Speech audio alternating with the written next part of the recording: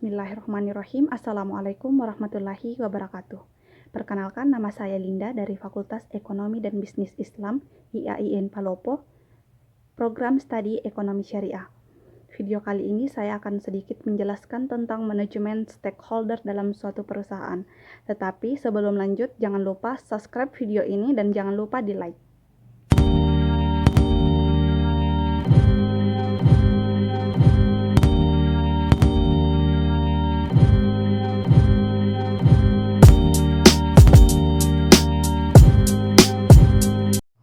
Sebelum kita menuju ke manajemen stakeholder dalam suatu perusahaan, pertama-tama saya akan sedikit menjelaskan tentang pengertian manajemen itu sendiri. Manajemen adalah pencapaian tujuan organisasi dengan cara yang efektif dan efisien melalui perencanaan, perorganisasian, pengarahan, dan pengendalian sumber daya organisasi.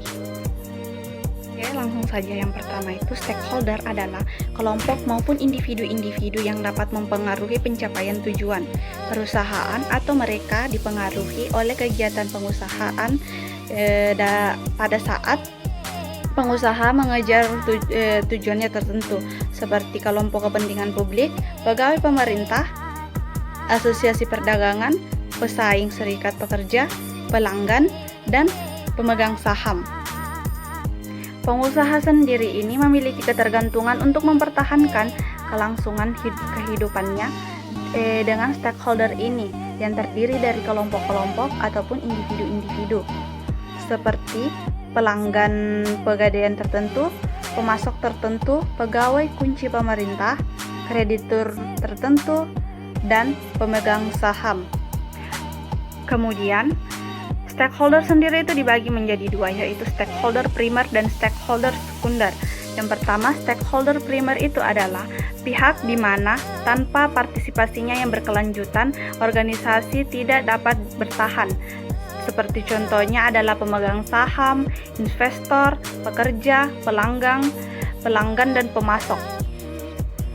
Adapun stakeholder sekunder itu didefinisikan sebagai pihak yang mempengaruhi atau dipengaruhi oleh perusahaan, tapi mereka tidak terlibat dalam transaksi dengan perusahaan dan tidak begitu penting untuk kelangsungan hidup perusahaan. Seperti contohnya adalah media dan berbagai kelompok kepentingan tertentu.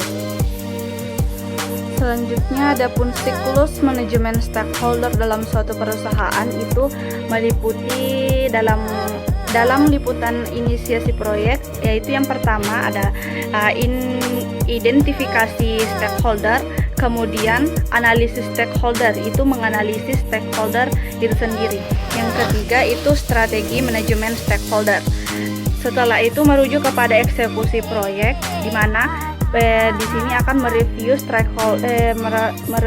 kembali strategi manajemen stakeholder.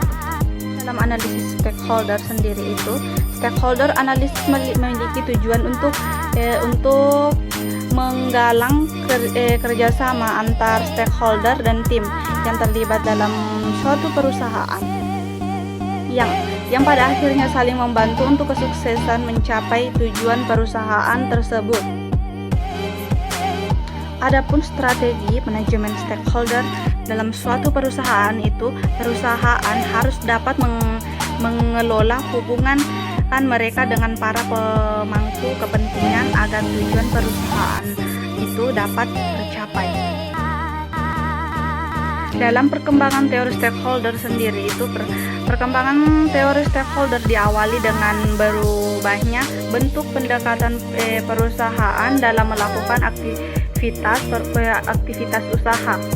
Ada dua bentuk dalam pendekatan stakeholder, yaitu Old Corporate Relation and New Corporate Relation. Sekian video yang dapat saya buat pada video kali ini. Kurang dan lebihnya mohon dimaafkan. Wassalamualaikum warahmatullahi wabarakatuh.